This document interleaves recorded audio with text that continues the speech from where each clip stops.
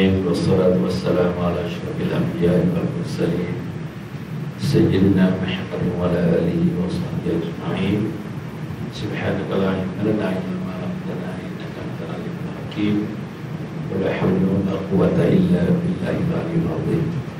Qala rabbi shrah li sadri wa yassir li amri wahlul 'uqdatam min lisani yafqahu qawli. Qala Allah ta'ala fi kitabil aziz, a'udzu billahi minasyaitonir rajim. Al-yawma akmaltu lakum dinakum wa atmamtu 'alaykum ni'mati wa raditu lakum al-Islam dinan. Sadaqallahu al-azim. Qala Rasulullah sallallahu alaihi wasallam, ad-dunya mazra'atul akhirah. Sadaqa Rasulullah sallallahu alaihi wasallam.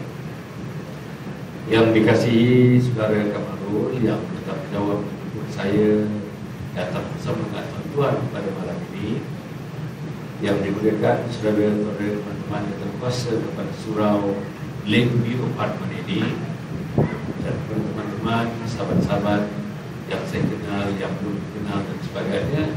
Mudah-mudahan kita tetap bersama dalam masa yang singkat ni. Saya tak lebih daripada 30 minit. Hanya 30 minit. Saya akan berhenti pada pukul 9.35 malam, insyaAllah. Boleh betul? Boleh. Saudara-saudara yang mati sekalian, kita mungkin tinggal 2 hari saja lagi. Besok hari Ahad dan satu lagi hari Isnin. Isnin malam Selasa kita sudah dah mula insyaAllah takbir. Hari Selasa rasa saya Hari Raya Fitri bukan hari Isnin atau hari Selasa, tapi yang dihebohkan dalam media sosial ialah dinanya hari Isnin. Tapi saya sendiri agak hari Selasa. Saudara, yang pertama sekali ya, saya tak nak ulas pusat-pusat yang datang ni, dah ulas tentang Ramadan, tentang puasa dan sebagainya. Tapi saya nak simpulkan apa dia puasa ni. Puasa ni apa? Sejak kita kecil-kecil, tuan-tuan, perempuan, sejak kecil-kecil dulu, when we were small, say what, below 10 kan apa yang mak bapak bagi tahu kita? Puasa, jangan makan, jangan minum, jangan makan, jangan minum, jangan makan, jangan minum. Itu dia. Bila kita dah masuk sekolah menengah, umur 13 tahun sampailah umur 17 tahun, pun begitu juga. Tak adalah yang memberitahu kita apa di sebalik puasa, apa di depan puasa, apa di belakang puasa, apa di kiri puasa, apa di kanan puasa, apa di atas puasa, apa di bawah puasa, mengapa berpuasa, macam mana Nabi berpuasa, macam mana sahabat berpuasa, macam mana Nabi-Nabi dulu berpuasa, macam mana umat dulu berpuasa. Tak ada kata saya. Tahu tak saudara, saya sendiri dah melalui proses hidup ni, tak ada orang terangkan seperti bukan kepada saya. Tak. Sampailah kita masuk universiti lah, masuk universiti, tapi universiti tak ada. Kalau kita ambil universiti, katakanlah ambil ilmu kimia, belajar kimia 4 tahun kimia aja, tak ada. Puasa tak ada sentuh, guru-guru kita tak sentuh, profesor-profesor kita tak sentuh. Ambillah buat master sebab PhD. Saya ada peluang buat master sebab PhD di Ahmadiyah Syarikat. Pun begitu juga. Profesor saya semua Yahudi, semua Yahudi, 100% Yahudi. Kan ya? Profesor master degree pun Yahudi, master PhD pun Yahudi. Takkan Yahudi nak cerita tentang puasa? Jadi saudara, apa yang saya nak maklumkan pada saudara, kita berpuasa ni tidak dapat gambaran puasa sebagaimana puasa itu terdapat dalam Al-Quran dan hadis Nabi Muhammad sallallahu alaihi wasallam. Sebab itu ada hadis yang mengatakan perempuan, ada orang yang berpuasa tak dapat apa-apa, hanya dapat apa dia? Lapar dan dahaga. Pasal apa lapar dan dahaga? Dia tak tahu apa puasa, macam mana puasa, sunat puasa, apa rukun puasa, apa wajib puasa, apa makruh puasa, apa. Sebab itu ada di antara, minta maaf, mungkin tidak dalam apartmen ini, ada orang yang puasa syukur-syukur berpuasa, tapi tak semayang dia sepanjang panjang dia berpuasa. Pengalaman saya lah sampai sekarang ni, saya dah bersyarah ni 40 tahun dah tuan, 40 tahun dah bersyarah ni. Pengalaman saya bersama dengan masyarakat kampung, masyarakat desa, masyarakat pertengahan, masyarakat bandar, orang Melayu, ramai yang berpuasa tapi tak bersembahyang. Boleh tak kita puasa tak bersembahyang? Saya ingat lagi masa berforum dengan almarhum Datuk Ismail Kamus. Datuk Ismail Kamus dah pergi. Tuan apa yang bersama-sama dengan saya, sahabat-sahabat lah kiranya. Profesor Datuk Harudin dah pergi, Datuk Hasanuddin dah pergi, Datuk Ismail Kamus dah pergi, Datuk Ishak Barum dah pergi. Siapa tahu siapa Datuk Ishak Barum? Bekas mufti selaku yang hebat pada saya antara manusia di Malaysia yang hebat. Habis semua. Kan Datuk Hashim Yahya pun dah pergi. Yang belum pergi lagi dan akan pergi Hasan Ali ni lah. Okey, apa yang saya nak sebut tuan-tuan dan puan, Datuk Ismail Kamus kata ada pertanyaan, Ustaz, boleh tak kita berpuasa tapi tak sembahyang? Datuk Ismail Kamus terus berjawab, tak payah puasa dek, tak payah puasa, tak payah. Sebab di mana kamu nak letakkan puasa? Di mana kamu nak letakkan puasa? Puasa mesti diletakkan pada tiang agama. Apa dia tiang agama? As-salatu imaduddin. Sembahyang itu tiang agama. Kalau tak ada tiang, boleh tak? Apartmen ni berapa tingkat ni? 19 18 tingkat. Kalau tak ada tiang, is it possible for you to erect an 18-story building? No. Kalau tak ada tiang, boleh tak kita buat dinding? Tak boleh. Kalau tak ada tiang, boleh tak nak pasang tingkap, nak pasang pintu? Tak boleh dek, tak boleh. Bahkan kalau tak ada tiang, you cannot even do flooring pun tak boleh. Sebab itu tuan-tuan, saya minta kepada yang hadir ni, kalau kita puasa kali ini agak tertinggal solat dan sebagainya, tuan-tuan qada solat nanti dan tahun depan azam. Puasa tidak akan meninggalkan solat dalam keadaan apa pun. No matter what it takes, we have got to pray. Tak kisah apa pun, mesti sembahyang. Dalam keadaan apa pun, hujan lebat macam mana, banjir macam mana pun, mesti sembahyang. Kering kerontang macam mana pun, mesti sembahyang. Sakit macam mana pun, mesti sembahyang. Kecuali sakit yang menyebabkan hilang akal, itu tak perlu sembahyang. Tapi kalau sakit, duduk di hospital, isteri datang, dia nampak isteri dan kenal isterinya, walaupun tak nampak bercakap, tapi senyum bila isteri datang, kewajiban sembahyang masih tidak gugur kepadanya. Okey, baik, saya pun tak pergi pada situ. Okey, saudara-saudara, apa guna puasa ni?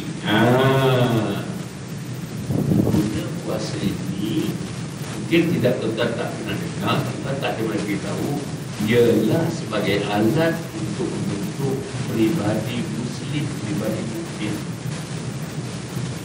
Puasa is a way to create a personality, namanya Muslim or Muslim personality. Siapa dia mukmin personality itu? Saudara, siapa dia akan katakan mukmin personality itu? Innamal mu'minuna alladhina idza dzukirallahu wajilat qulubuhum wa idza tuliyat 'alaihim ayatuhu zadatuhum imana wa 'ala rabbihim yatawakkalun. Saya simpulkan saja. Yang dinamakan personality mukmin itu orang yang bersifat mukmin, bersifat mukmin itu bila didengar nama Allah disebutkan, gemetar mereka, tubuh badan mereka gemetar, takut mereka. Takut apa? Takut kepada Allah. Takut kepada ancaman-ancaman yang Allah sebutkan dalam Al-Quran, dalam hadis. Takut tak dapat syurga, takut dimasukkan dalam neraka, takut tak diterima taubat, takut tak diterima amal ibadah, takut tak diberi pahala. Takut. Bila dibacakan ayat-ayat Allah, saya termasuk kuatkan suara ni, saya nak lawan kipas tu. Kipas tu bunyi, saya takut kipas tu. Perempuan dengar ke? Dengar. Terang. Bila dibacakan ayat-ayat Allah, Al-Quran, bertambah-tambah iman mereka. Berdua. Dan mereka ini adalah lisan-lisan yang memberikan tawakalnya, persandaran hidupnya hanya saja kepada Allah.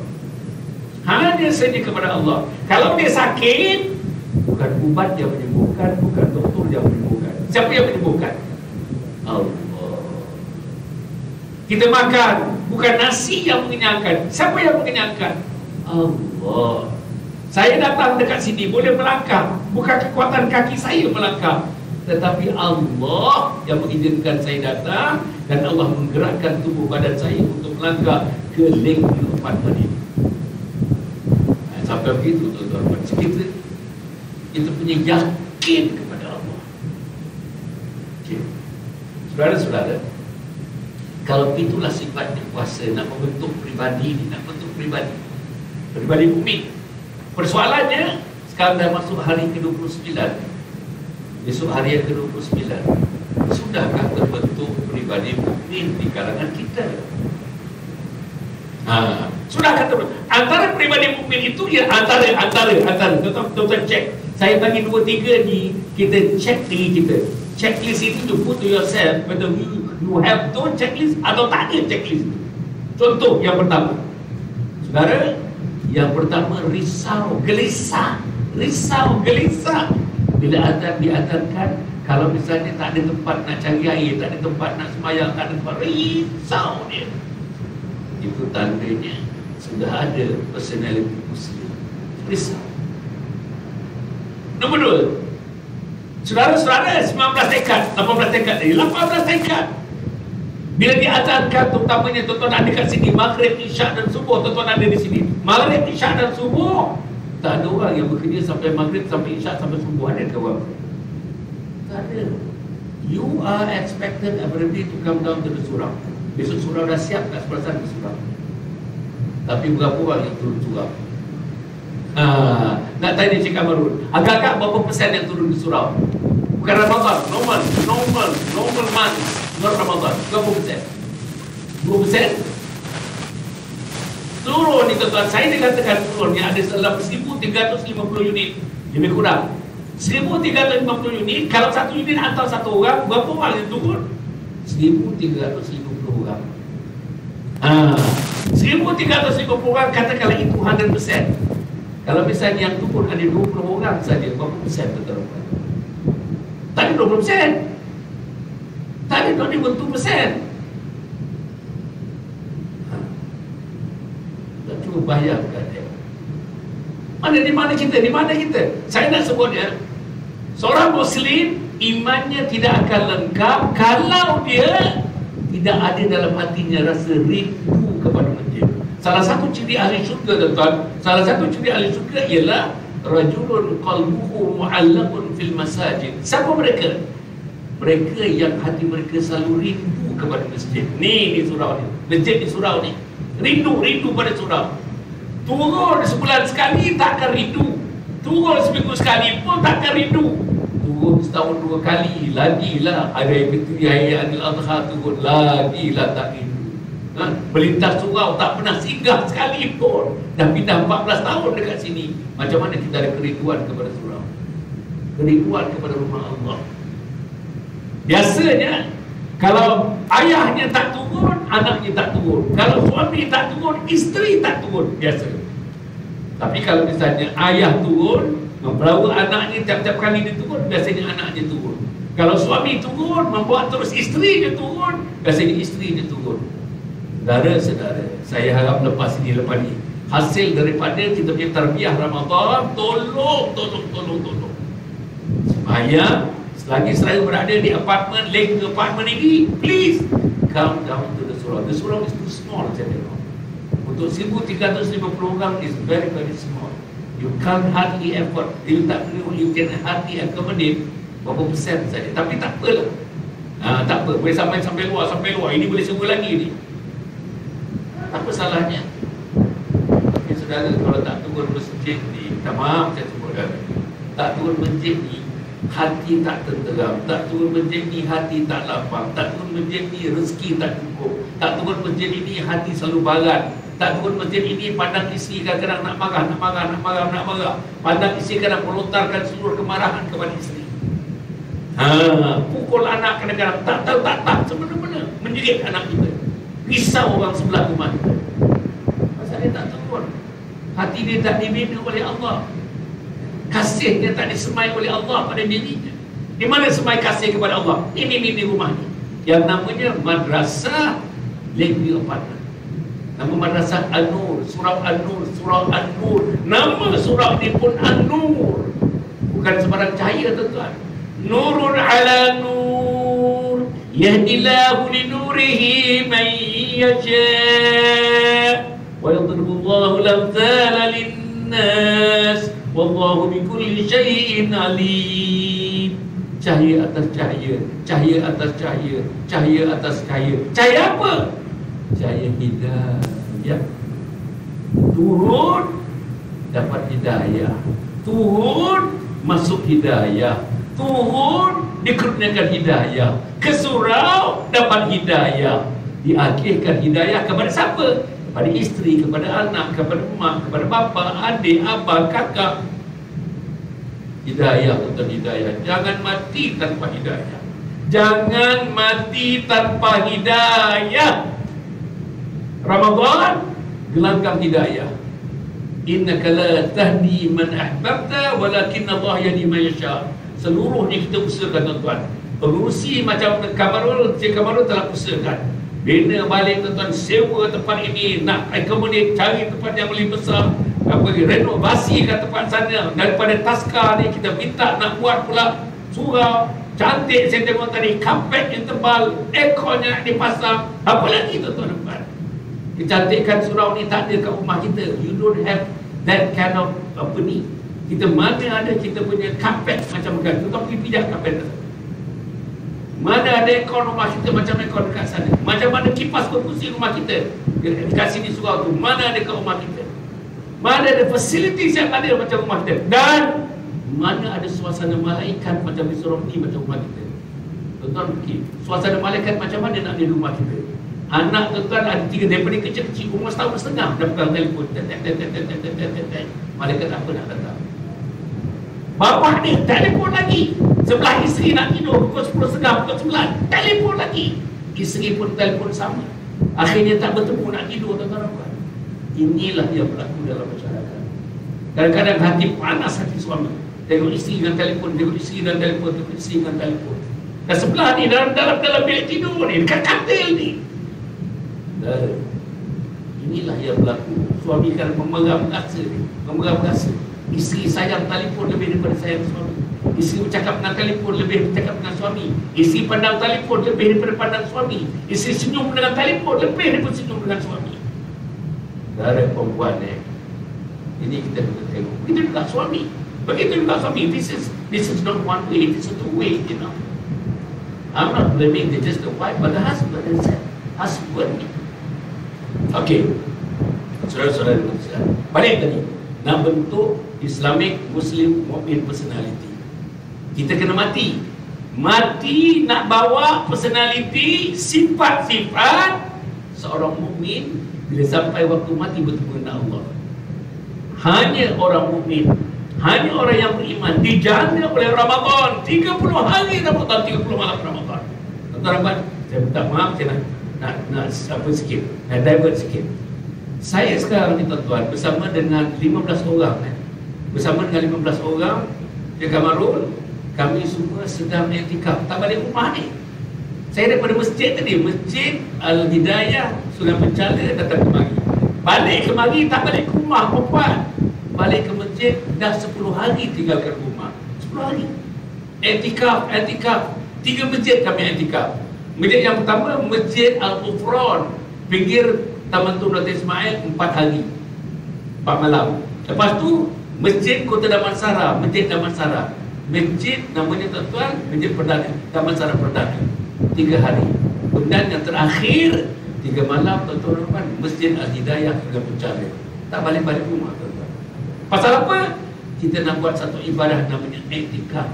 Apa dia iktikaf? Nabi Muhammad dan para sahabat tuan-tuan tak pernah tinggal. Every Ramadan Nabi would perform i'tikaf with his companion, dengan kawan-kawan dia.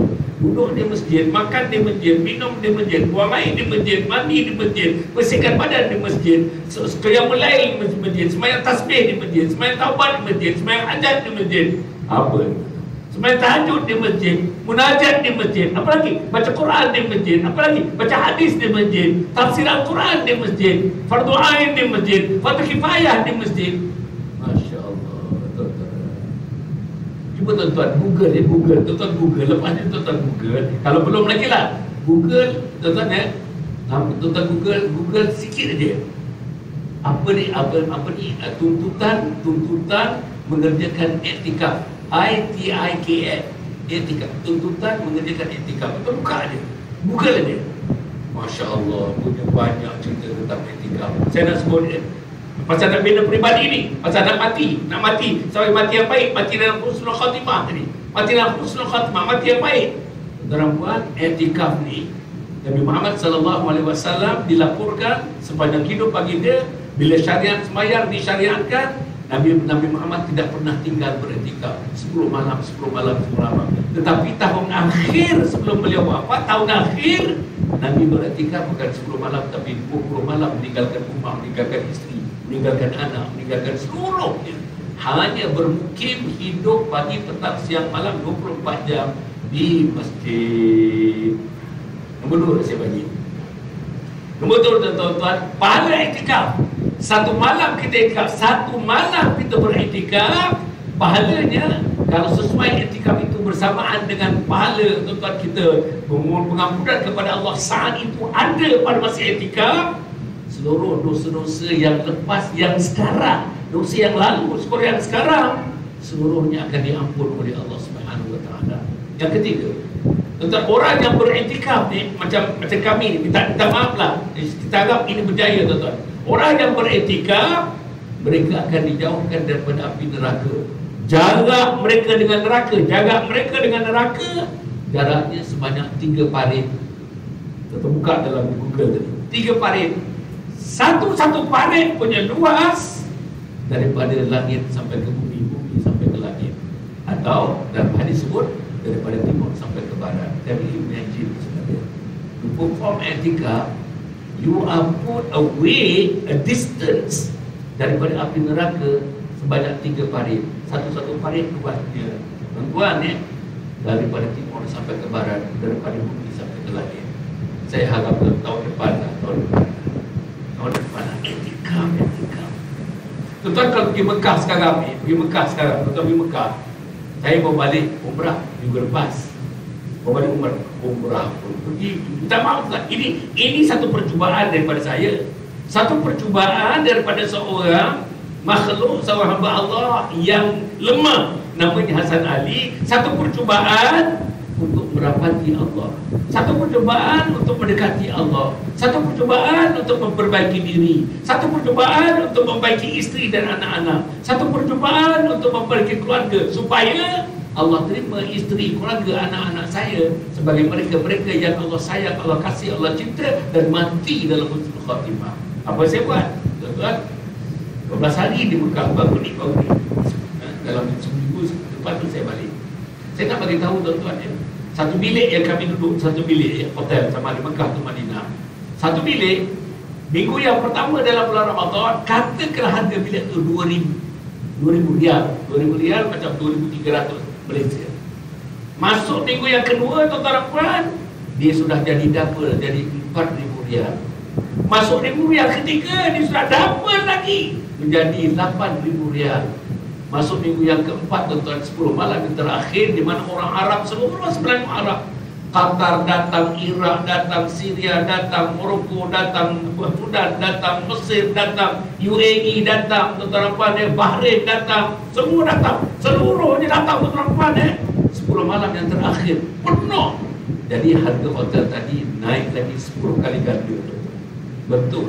Satu-satu bilik tu tuan-tuan, betul-betul sekarang ni, kemuncak sekarang ni, malam tadi, malam ni satu bilik harga dalam 27,000 satu bilik.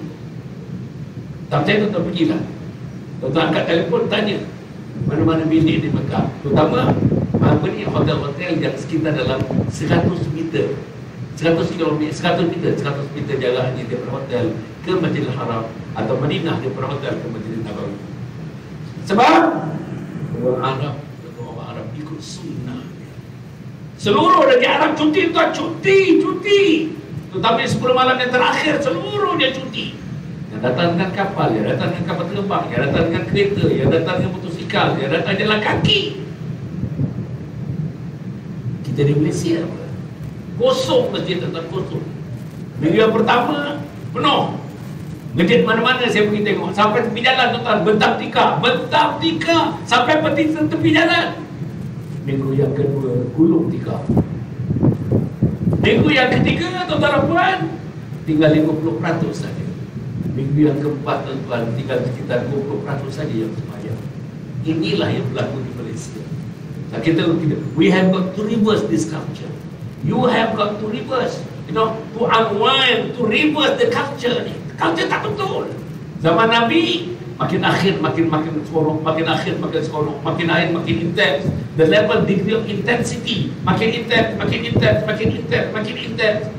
pekat. Kita makin cair. Inilah bezanya. Okey. Berikutan dengan itu, saya ada 4 minit lagi. Saya nak terus.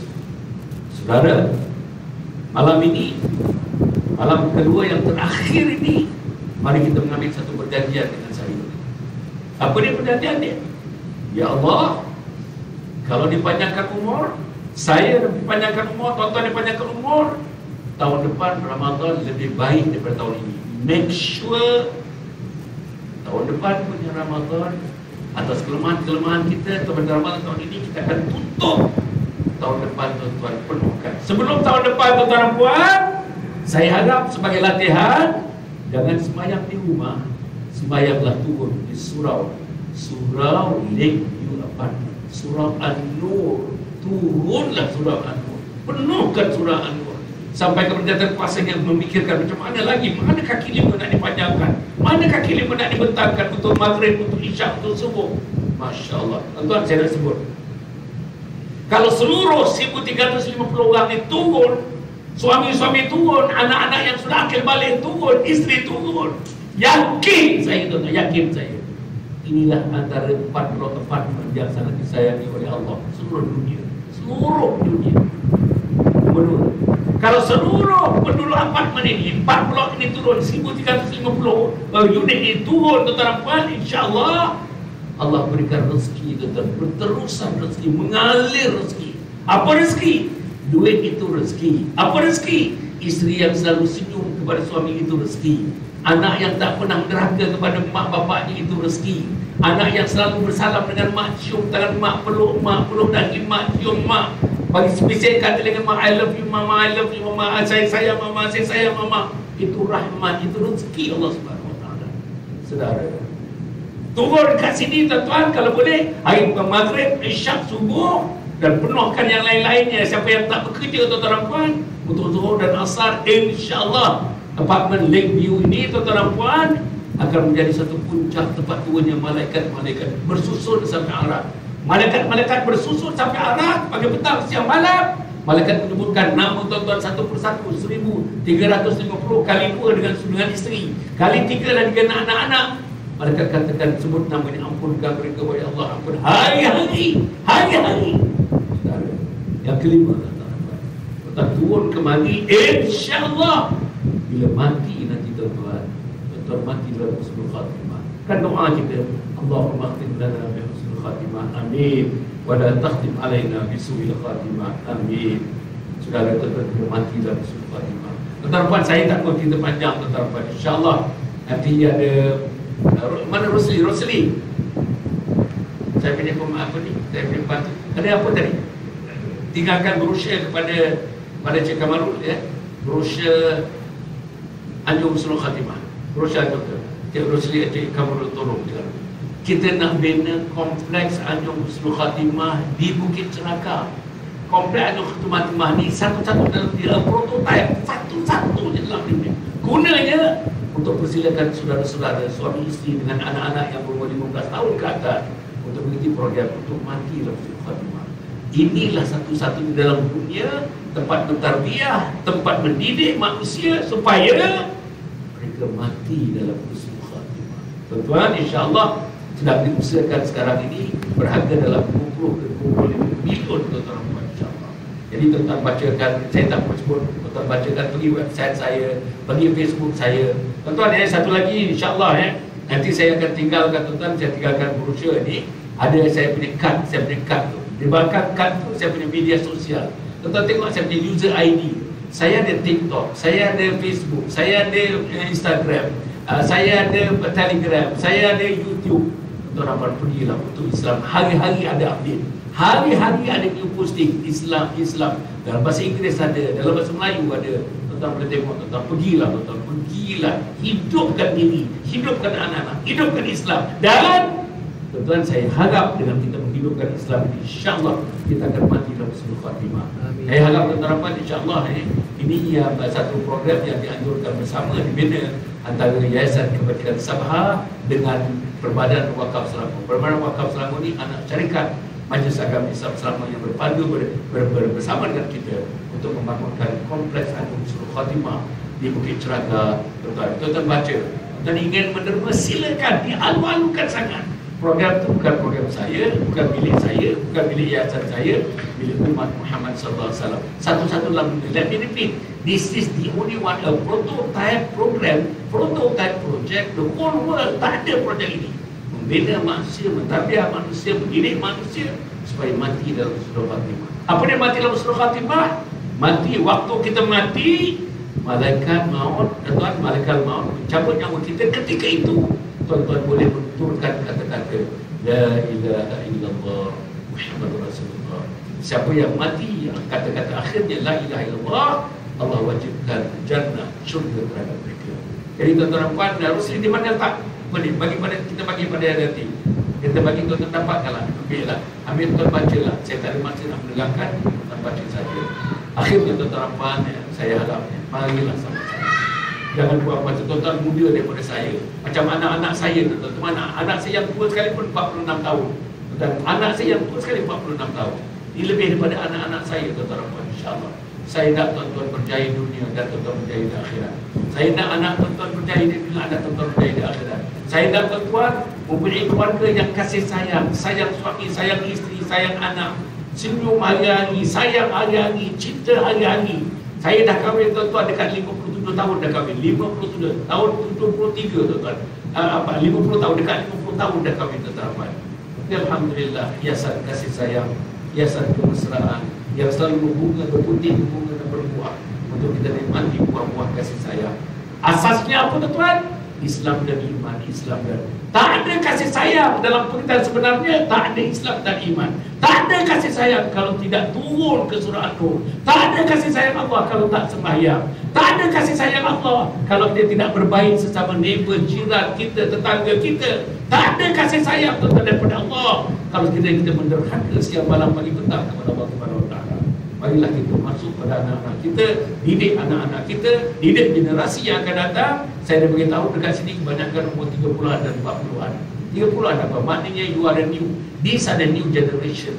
Stay in this apartment and new people, young people. Tak bandingkan dengan saya. Apapun tuan-tuan puan, insya-Allah saya doakan mudah-mudahan Allah memberikan kekuatan kepada tuan, berikan kekuatan kepada saya. Teruskan hidup ini. Jangan lupa apapun, jangan tinggalkan Islam. Saudara boleh tinggalkan memancing, saudara boleh meninggalkan pergi bowling, saudara boleh tinggalkan pergi shopping, saudara boleh tinggalkan pergi melawan melancong, tapi jangan tinggalkan agama Allah, jangan tinggalkan Islam, jangan tinggalkan salat, jangan tinggalkan kepartuan yang pandu oleh agama Allah Subhanahu wa taala. Aku qul hadza wa astaghfirullahaladzim li wa lakum wa li sa'iril muslimin wal muslimat innahu huwal ghafurur rahim. Wassalamualaikum warahmatullahi wabarakatuh. Terima kasih saya ucapkan kepada Saudara Kamarul yang kontak saya. InsyaAllah mudah-mudahan Allah cantikkan kehadiran kita ini, satu kehadiran yang punya arti dalam hidup kita. Bukan saja sekarang, banyak akan datang, tapi arti itu dapat dirasakan bila malaikat maut mencabut nyawa kita itu. dan kita mati dalam syaitan. Sekian, terima kasih.